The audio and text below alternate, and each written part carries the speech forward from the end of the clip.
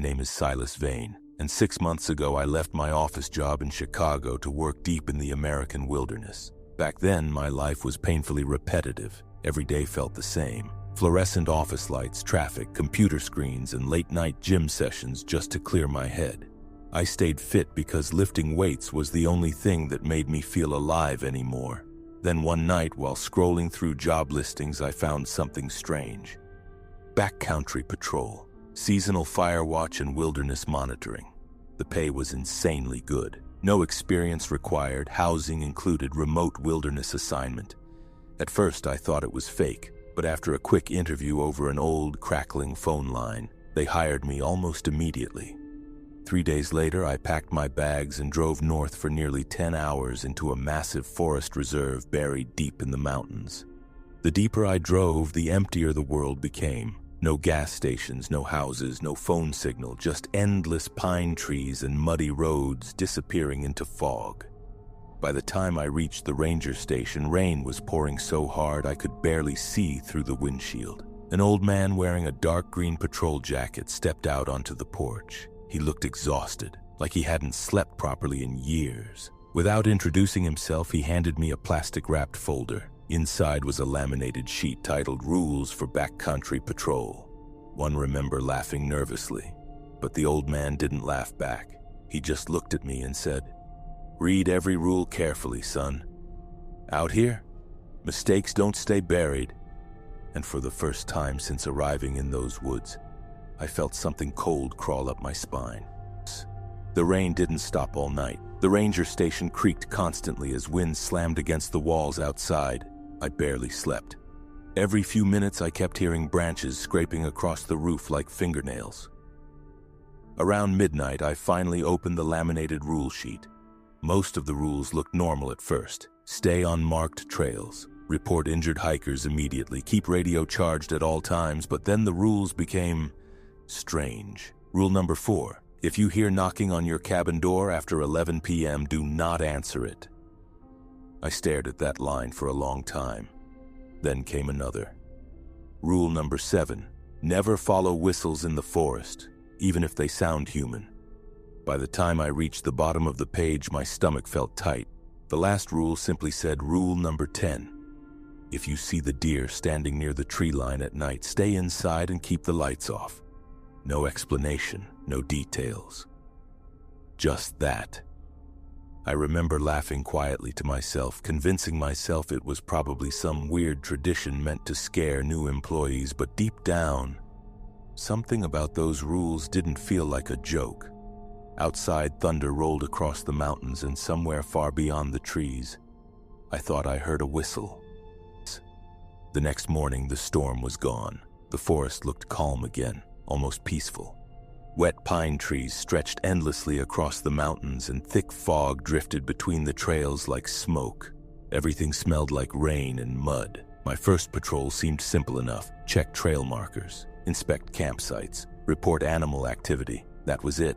For hours I walked through the woods alone with only the sound of my boots crushing wet leaves beneath me. No birds, no hikers, no wind, just silence. The kind of silence that slowly starts pressing against your ears. Around noon, I found something strange near an old trail marker. Fresh deer tracks, huge ones, far bigger than normal. The mud around them looked disturbed, almost like something heavy had been dragged through the forest. I crouched down, staring at the prints. Then my radio crackled suddenly. A harsh burst of static filled the air before an old voice whispered, "Don't stay near the tracks too long." I froze. "Hello?" I said into the radio. No answer, only static. When I looked back at the ground, the forest around me suddenly felt a lot quieter than before. And for the first time since taking the job, I started thinking maybe those rules existed for a reason.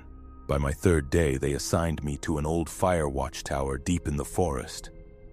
The tower stood alone on a hill surrounded by endless trees. It looked ancient, like it should have collapsed years ago. Inside, there was barely anything. A rusted heater, a dusty radio, a narrow bed facing the windows.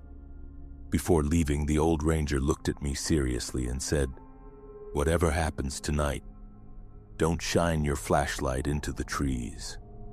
Then he drove away. That night, fog swallowed the entire forest. I sat alone inside the tower, listening to the wooden walls creak softly in the cold wind. Hours passed. Nothing happened. Around 1 a.m., I noticed something strange. The forest had gone completely silent. No insects, no owls, nothing. Then, somewhere below the tower, I heard slow footsteps moving through the mud, one step at a time, heavy, careful, circling the tower. I grabbed my flashlight instinctively, but then I remembered the rule, and for some reason, I decided not to look outside.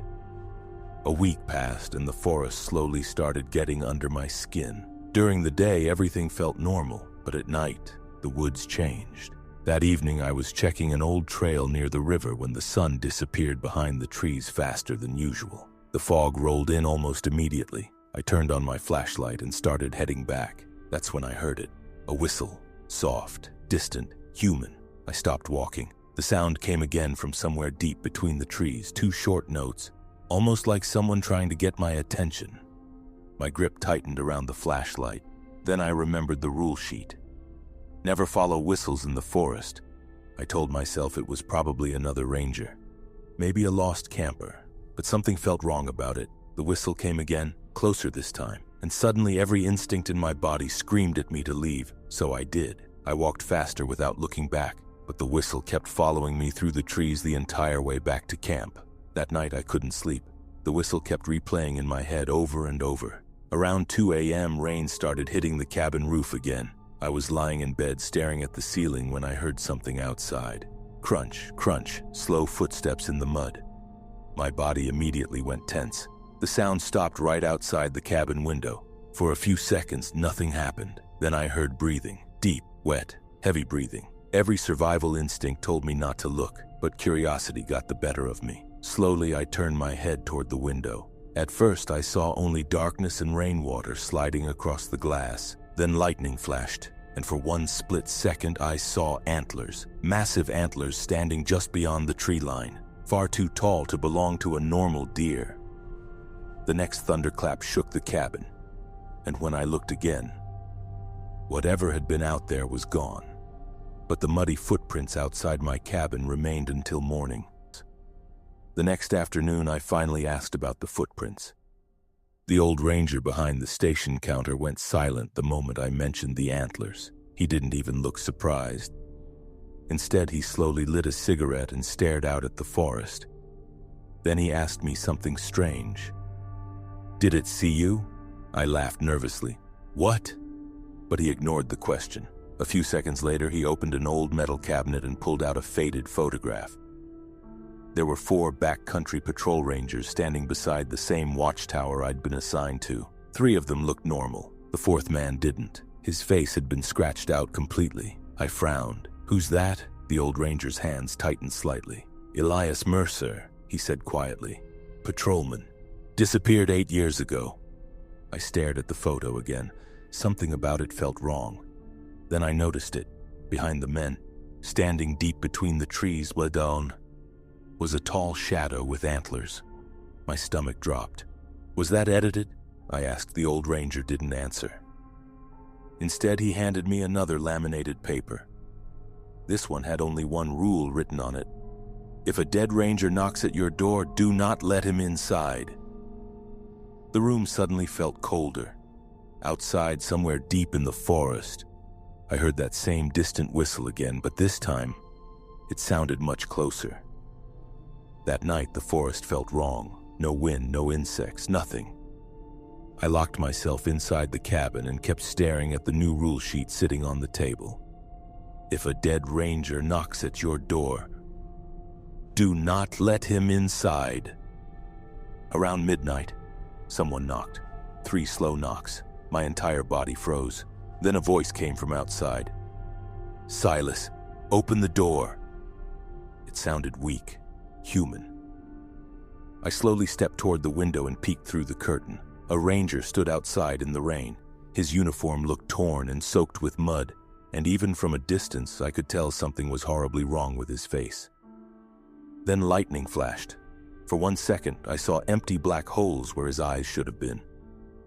Another knock hit the door, harder this time. "Please, let me in." I backed away immediately, and outside, the thing pretending to be human started smiling.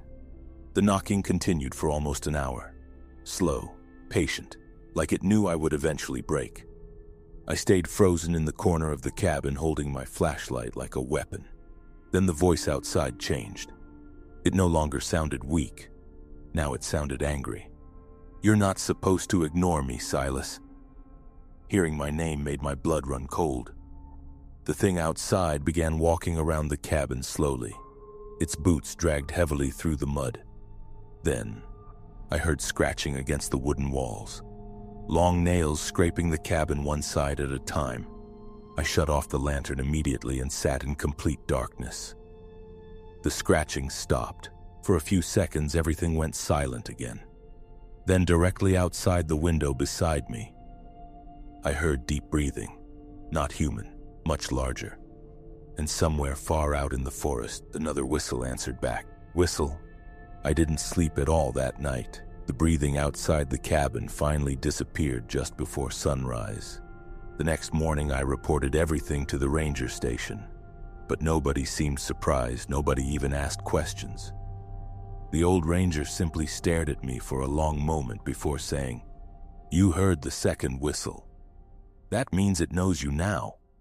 Before I could ask what he meant, he handed me new patrol orders, the old watchtower, again. By evening, fog had swallowed the forest so heavily I could barely see the trail ahead. When I finally reached the tower, something immediately felt wrong. The mud around the base looked freshly disturbed, like something huge had been crawling around during the night. I climbed the stairs slowly, gripping my flashlight tightly. Halfway up, I heard movement beneath the tower, a wet crunching sound, bones snapping. Then came low breathing from directly below me. I forced myself not to look down, but curiosity won again. Slowly, I pointed the flashlight through the gaps in the wooden stairs. At first, I saw only darkness. Then two pale eyes opened beneath the tower, far too high off the ground, and behind them I saw antlers rising into the fog. The moment the flashlight hit those eyes, the breathing stopped. Complete silence. My body locked in place on the stairs, then slowly, something moved beneath the tower, not walking, crawling. The wooden beams groaned under its weight. I backed upward carefully, trying not to make noise, but every step creaked loudly in the silence. Then I heard it, a voice, right below me. "Silas." It sounded almost human now, calm, soft. That somehow made it worse. I reached the tower cabin and slammed the door shut behind me. Outside, heavy footsteps circled below the tower for several minutes. Then came scratching. Long claws dragging slowly across the wooden supports. The entire tower vibrated gently. Dust fell from the ceiling. I grabbed the old radio desperately. Only static answered. Then, through the crackling noise, a whisper came through. "Don't let it climb." Right after that, something massive slammed into the bottom of the tower hard enough to shake the entire structure. Another slam hit the tower, harder this time. The old wood groaned loudly beneath me. Then I heard it climbing, slow, heavy. Each movement scraped against the outside supports like giant claws digging into rotten wood. I killed the lantern immediately. Darkness swallowed the cabin. Outside, the thing kept climbing higher, closer. The breathing returned next, deep, wet, right outside the walls. I covered my mouth, terrified it would hear me. Then the footsteps stopped directly above the cabin roof. Silence. For several seconds, nothing moved.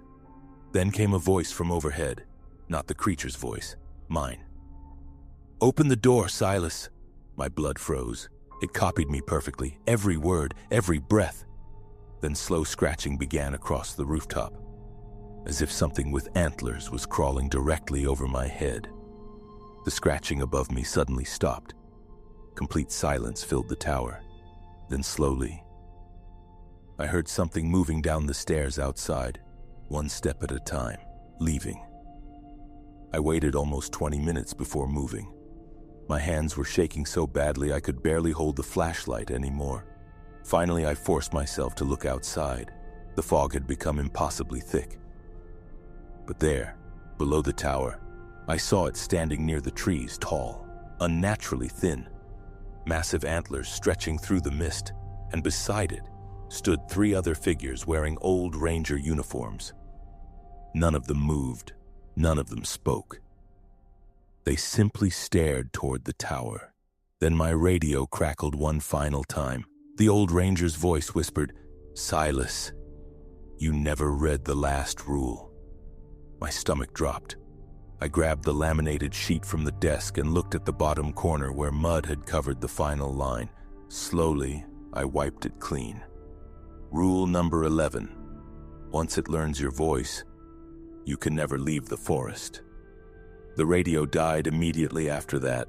Below the tower, the antlered thing tilted its head toward me, and then, from somewhere out in the darkness, I heard my own voice calling back from the trees. "Silas, to come outside." That was 3 months ago. Officially, I'm listed as missing. But sometimes late at night, hikers passing through those woods report strange whistles near the old watchtower.